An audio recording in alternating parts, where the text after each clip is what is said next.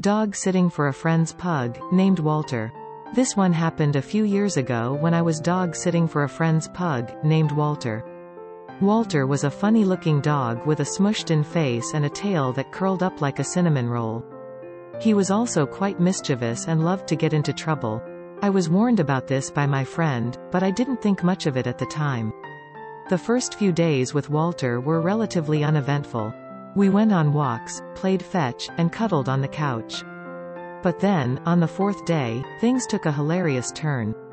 I was in the kitchen making myself a sandwich when I heard a strange noise coming from the living room. It sounded like Walter was growling or barking at something, so I went to investigate. When I got to the living room, I found Walter standing on his hind legs, facing the wall. He was growling and barking at something on the wall, and I couldn't figure out what it was. I looked closer and saw that there was a fly buzzing around near the ceiling. I started to laugh. Here was this little pug, trying to take down a fly that was completely out of reach. I watched as Walter jumped and swatted at the air, trying to catch the fly.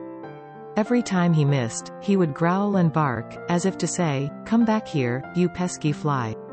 I couldn't help but find the whole thing hilarious. Walter was so determined to catch that fly, but no matter how hard he tried, he couldn't reach it. I tried to distract him with a toy, but he was too focused on his mission.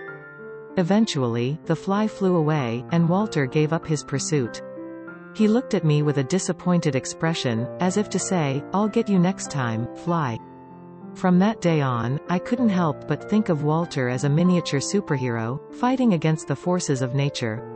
He may have been small, but he was fierce and determined, and he always made me laugh with his antics. Thank you so much to Walter for making good memories.